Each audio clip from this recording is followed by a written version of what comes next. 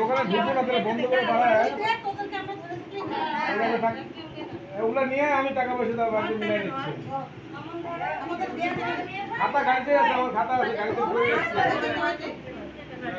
Hello, গাড়িতে plastic দিয়ে আমি খাতা রাখিয়ে দিচ্ছি।